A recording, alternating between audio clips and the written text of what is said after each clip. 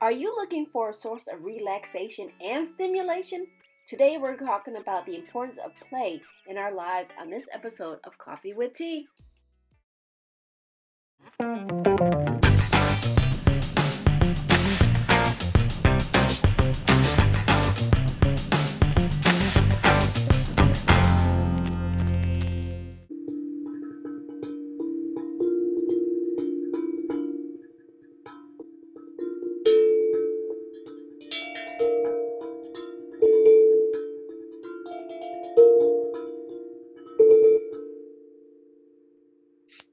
Welcome, my friends. As you can see, we had a beautiful introduction coming from my guest today, Miss Liz Wu. She's going to wow us on the power of play. And so she brought us in with those beautiful notes. I wish I could play drum, but I don't. But one of these days, maybe she'll teach me. So without further ado, I'd like to welcome Miss Liz Wu. Welcome to the show. Oh, thank you so much, and thanks for inviting me. Oh, it's a pleasure. Yes, when you asked me, what I thought I could share about, I thought about the importance of play in our lives and the benefits of having a playful approach to life. So I thought it would be fun to bring it in with some music because I am playing an instrument, and I'm a professional musician. I'm also an arts instructor, and I work within the greater Cincinnati area for the Cincinnati Symphony Orchestra Sound Discoveries program, as well as the Cincinnati Arts Association's Journey program, and for School Aid as well. And so I'm really passionate about the ideas of playfulness, of learning, of integrative learning, and just inspiring passion in young people, but also adults as well. Right. I love it. Like I said, you always have some enthusiasm and stuff like that. And like I said, I always try to break it down so we can, we can take any gets at work out of there. So what to you is play? So we get all that stuff straight. I'm glad you asked that, because that's actually one of the things I was going to throw out there is, what is play? And there are many definitions for that word. So why don't we just brainstorm a little bit? Obviously, you can play an instrument. That's one type of play. What's another type of play? Just playing with your friends. I love playing with my granddaughter. So she's always gets me back to my childhood. Absolutely. And then, of course, there's a theatrical style of play, right? When you pretend to play a character or a role. Can you think of any other types of play? Yeah, but that's not adult. We're trying to keep clean here. Well, what comes to mind for me is sports. Right. They even call certain strategies plays. So this word just has a lot of possible meanings. And I looked up the dictionary definition, and that is to engage in an activity for enjoyment or recreation rather than a serious or practical purpose. Right. I thought was an interesting way to put it, because they juxtapose it to something that's useful or serious, when in fact play itself can have a lot of purpose. It can have a lot of benefits. So that's something I thought we could explore today. Right. And while we're talking about what play is, what do you think could be the opposite of play? Non-play is just too serious, taking life too serious and not knowing how to enjoy the moment. Yeah, and some people think of play as being the opposite of work, but it's not necessarily the case. There's a saying that play is the highest form of research, and for young people, for kids, but also for mammals, any mammal, when they're young, playing is how we develop. It's how we develop our bodies, it's how we develop our brains, and it's how we learn how the world works and how to be social with our colleagues, friends, families, whoever is around us. And so play is really, really important. And in fact, it builds the foundations for what we use all of our skills for the rest of our life. So in fact, it's a really important work. Right. And so, yeah, I mean, just love thinking about this concept of play and how integral it is to our lives. So play is something that inspires curiosity. It allows you to explore, to be adventurous. It's innovative. And if you think of those qualities, wouldn't you want that in your work? Mm-hmm. Wouldn't you want that in your job? Wouldn't you want that in your life? So the idea of play being juxtaposed to these things that we want, I think, it's confusing, and I think that may be one of the reasons as adults why people restrict themselves from being playful, because it's often shown in juxtaposition to all of these desirable qualities when in fact it can enhance those qualities. Definitely, definitely. I definitely agree with you because, like I said, sometimes when I have a thought or a struggle or something, and I'm like trying to like work through my head. If I just take a moment and go play with my granddaughter, or just I walk my dogs. To me, sometimes that's just a light form of play, but it just comes to you. These insights just pop in, so it's like easing of your mind. So yeah, there's tons of benefits to play, and I think people forget about the importance of play. Yeah, and while we're on that note, I'd like to try something real quick, and this is for the listeners, but maybe you can play along as well. And so I'm going to give you a few prompts and just raise your hand if this applies to you, okay? Okay. So raise your hand if you are a great dancer. I am. Raise your hand if you are a fantastic singer. Not me. Raise your hand if you are a wonderful leader. I can just put my hand up on that one. Raise your hand if you have a brilliant mind. I'll double hand that one. And raise your hand if you're excited about life. Okay. I'm over here. I knew you were going to raise your hand for most of those. But as we're doing this, and you could apply this to any question in your life. But as we're doing this, now I want you to imagine that I asked that question of a bunch of kindergartners. And what do you think would be the response? Oh, their hands would go all up. Yes. Yeah, typically, if I'm in a classroom and the ages are 5 and 6 or below, if I ask some of these questions, everybody's going to say, me, me, me, me, me, me, me. And so my question is, when does that stop? When do we stop thinking or believing that we have those qualities? What do you think? What do you think limits people? Probably usually experiences. They've been told, somebody's told them, no, you can't do that. Or, when you start to say, oh, I want to be this, somebody's going to be like, no, you can't do that. So, I mean, it's usually people put their, what do you call it? Their injections, their thoughts onto their children or, so we already sort of cancel out their dreams before they even got started. Absolutely. A lot of times these limitations start coming about in childhood, whether it's a family member, can't say that word today, or a peer, somebody in your class. Maybe you decide you want to get up and do the activity and somebody else is laughing at you. Maybe you think, oh, I'm not going to do that anymore. Oh, I can't draw very well. I can't do X, Y, Z. And little by little, if your world is this big of your options, little by little it starts to shrink, and your idea of what's available to you in the world gets smaller and smaller. Well, in reality, people maybe by the age of 12 or 13 have shrunk their world to a great amount, and that's maybe one of the reasons why as a teenager I can definitely remember, just really feeling insecure or less confident about how I was going to approach things, and having to be really mindful of what I wore or what I did around people, you know what I mean? And then I eventually I came out of that shell, but I think for some, that can be a struggle. Yeah. And so, if you think about it logically, okay, so and so made fun of me in 3rd grade. I go on Facebook or social media, I look that person up. Oh, okay, this is what they're doing now. Do you think that they have any thoughts or opinions about whether or not I go dancing or whether I draw something?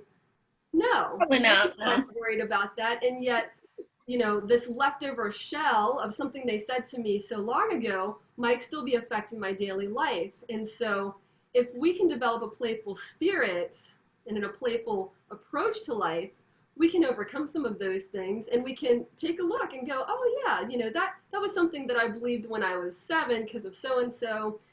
I don't necessarily need to live by those rules anymore. And same if it is an adult, you know, sometimes adults, whether they're teachers or family members or even just passersby, you know, if they say something for us as a child and we take that in and internalize that, that can become something that we live by for the rest of our life. So I always like to caution adults to be really selective about how you communicate with children, because there's this saying that what you say, your words to a child, can become their inner life, their inner voice. And so you may be in a moment of frustration, or you've had a bad day and you're not choosing your words carefully. You know, you may say something that you don't necessarily mean for them to take literally, that in fact they do, and then for the rest of their life they believe XYZ limiting belief. So it's something that, you know, we can be compassionate about and aware of towards ourselves, but also towards the young people around us as well. Definitely, you make a valid point, Miss Liz, and I think a lot of people forget it. And I just want to also remind us that if you're enjoying what Liz is putting down in here and you're picking up a lot of her golden nuggets, please hit that like button down there for us, and please share us a comment. So yes, Liz is touching it on all points that, you know, somewhere in our minds, you know, we had these great dreams. And I had this one woman ask me, she says, what did you love to do when you were a child? And I remember sitting here, and I used to make up dance moves with my brothers. Right? We were going to do, you know, we were going to do, you know, dances and everything like that. So what's some of the things that you would recommend to adults when they're starting to like realize that they're hindering their children by what they say? I mean, is there any, like, you know, you want to reprimand them, but is there a healthy way to reprimand them but not stifle them as young adults? That is an awesome question. I think that could be its own whole conversation. And there's a lot of resources out there about this, you know, constructive ways to communicate with children. But I would say, for me as an educator, it's to put myself in their shoes. Okay, so like I can very vividly remember being 3, 4 years old, and you know, my mom had several sisters. They all had the same hairstyle, long brown hair. They all looked like my mom because, you know, they're sisters, and I could not tell any of the aunts apart. Of course, I knew my mom, but as far as her sisters were concerned, they all looked the same to me, and I just looked up, saw the long brown hair. I knew they were one of my aunts, didn't know which one. And so for a child, if you can like think back and remember, everybody looks taller, you know, things can be more intimidating. You don't have the motor skills or coordination to do things quickly all of the time. You know, I can remember when I was like maybe 2, I was going up these steep steps in our house, and my grandmother was behind me. And she was getting impatient by how slowly I was walking up the steps, so she gave me a little nudge, and unfortunately I fell and hit my teeth and broke like a little bit of my tooth off. And she wasn't pushing hard, she wasn't trying to be mean, she was just kind of old school and like, hey, let's get going. But I didn't have the physical ability at that time to move the way that she wanted me to move. Like if you think of serpentine wall, you know, the steps are this high to you. If you think of a 2-year-old, a steep step is going to be this high. They cannot physically move that quickly. And so I think as an instructor or as a parent, you can put yourself in their shoes and go, okay, if I were trying to communicate to me, but I was this tall and I hadn't had a good nap and I hadn't had anything to eat and, you know, XYZ, then maybe there's some other needs that need to be met before I can communicate this thing. You know, what are the needs of this individual right now? And are they even capable of doing what they're being asked? Right. And so I think that can help put things in perspective. Right. And I know we talked about what is play and stuff like that. So really, how can we integrate play into our daily lives and stuff like that? What's some of the great things that we can do to get back into that playfulness? Yeah, perfect question. So I would say, why don't we play a quick game? Okay. And the reason I bring this up is because this is the type of thing that you can do day to day. You can do it with other people, which is more fun, in my opinion, but you can also do it just in your mind as you're driving or what have you. So this is a game called Free Association. It's particularly great if you are wanting to get into a creative mindset, say that you have to write something or you've got to talk to some people and you just want to kind of get your creativity flowing. In this game, there are no wrong answers. Okay. So the goal is to be quick. The goal is to just let your brain do its thing and not censor it. So what we're going to do is you think of words. Okay, I know it's the internet. So yeah, let's keep it family friendly. But you know what we're going to do is trade off. I'll say a word. Okay. And then you say the first word that comes to your mind. Okay. And I'll do the same thing based on your word. So the trick is I can't still stay stuck on the first word. You have to be in the moment and react to the next word. So you never really know what's going to come next. That's why it's more fun with people. If you do it yourself, it's still a great activity. But, you know, when you're working with other people, then you get surprised every time. Okay. And so we just go back and forth, you know, a little bit, and then just see what happens and see where we start and where we end up. Okay. All right. Cow. Old McDonald. Burger King. Whopper. Big. Small. Mouse. Cat. Dog. Bone. White. Teeth. Piggy. I said teeth. Teeth. Dentist. What was? I'm sorry. Dentist. Floss. And toothbrush. Okay, so we went from cow to toothbrush.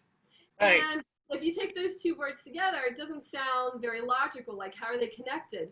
But mentally, they were connected. And so in our brains, all kinds of things are connected. It doesn't have to make sense to anybody else, right? It makes sense to us. And it just shows, like, from this little exercise, how well advertising works.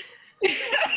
I think fast food, but if you say McDonald's, I think Burger King, and then, you know, and the rest. So I guess if you're into marketing, yeah, this is really good for you. But, but you know, it gets easier as you go. So the first time you play, it's usually like pulling teeth a little bit, like, oh, what's the next word going to be? And then a little bit of slight anxiety over what's the other person going to say? Can I respond to it quickly? And part of that is our desire, one, to control things, and two, the desire to have a really good word. You know, you don't want to just have like a mediocre word, but you have to kind of get over that because the point of the game is just to be creative and let your mind just do its thing. You don't know what's going to happen. Just like when you know, fall asleep at night, you don't know what kind of crazy things your brain's going to do. Your dreams, you know, might be kind of funny or wacky, but it makes sense to your brain, right? And so this game is the same thing. You just kind of let your creativity flow.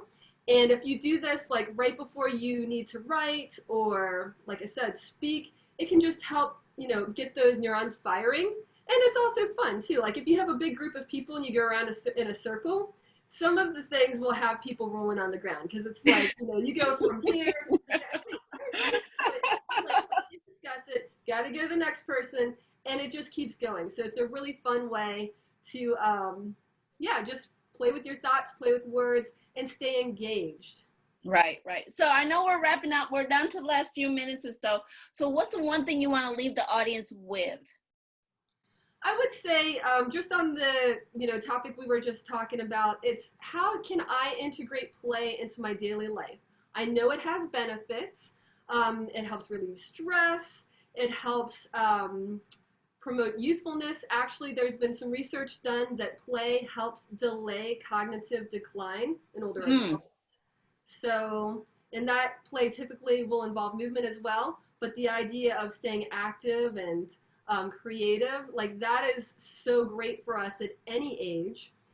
The idea of how can I incorporate this into my daily life? So I would say, first of all, be curious.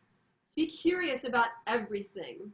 And, you know, when you have what they call beginner's mind, you're able to learn. Once you think you understand something or you know how something's going to go, your brain starts kind of ignoring things. You know, think about like, when's the last time you drove somewhere and it was your regular route and you got from A to Z and you don't even know how you got there. You're just on Right. autopilot, right? So stay curious, stay playful in the sense of, oh, maybe I don't know everything about this subject, because if you turn it just a little bit, you might see a new angle.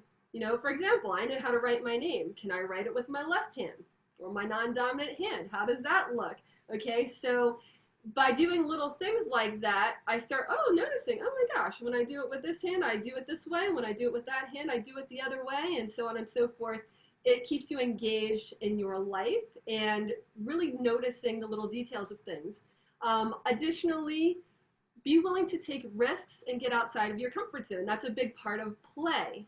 And I don't mean, jump off of buildings and things like that. What I mean is, if you get offered this great opportunity, take it, try it, be willing to try something new, even if you're not sure you can do it. Because when you go and you're a kid and you're running outside, you jump in a ball game, you don't know if you're going to win or not. You just know you're gonna try.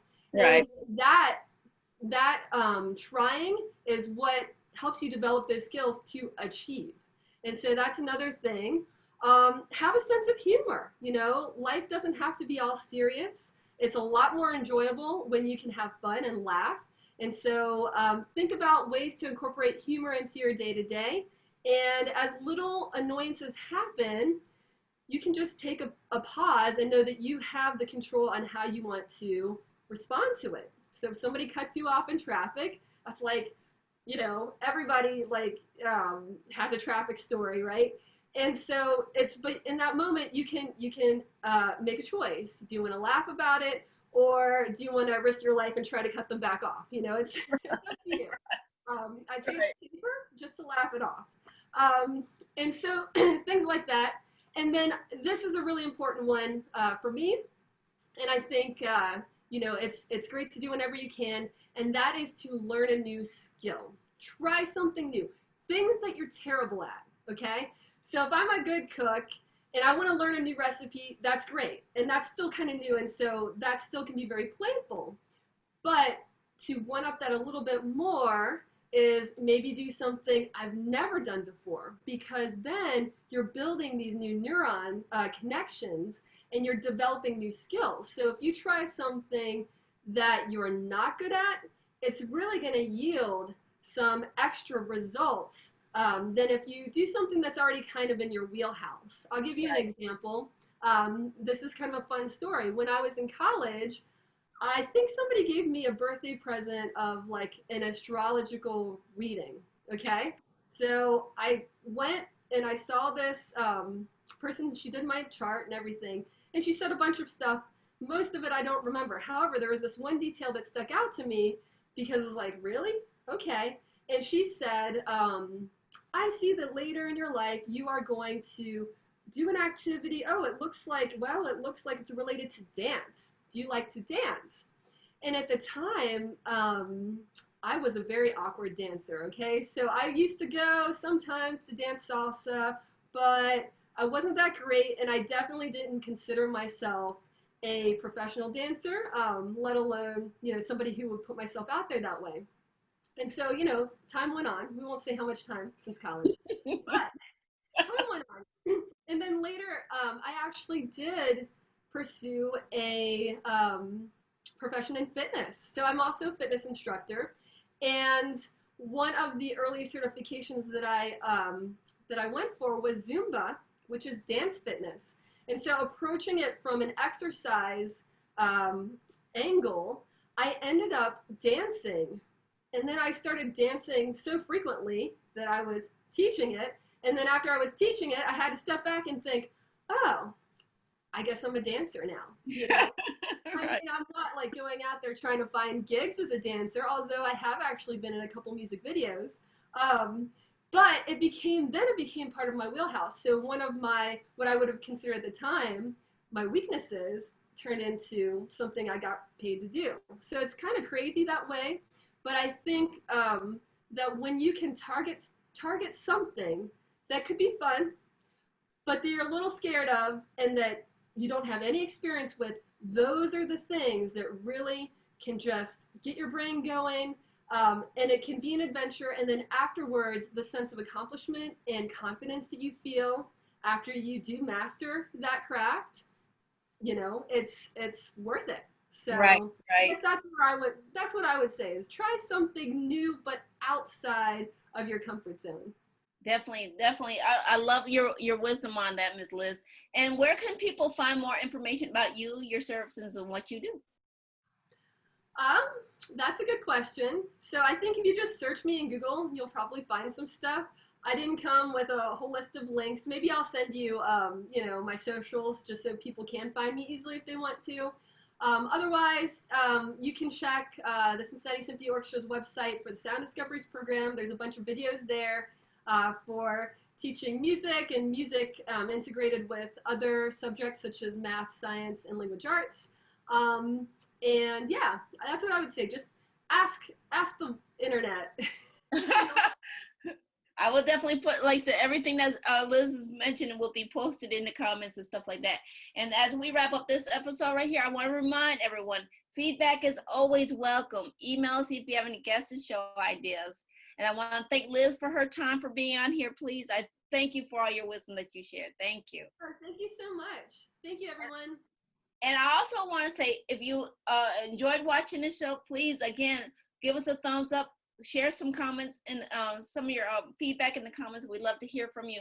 And if you're enjoying all the insights that you're getting from the wisdom that folks are, come on, please subscribe. Please hit that subscribe button down there below. And remember, take things in stride, go with the flow, and create your own path. And we'll see you back on another episode of Coffee with Tea. So for right now, have a great day. Share with us, what was one of your takeaways from today's show? Post your answers in the comments.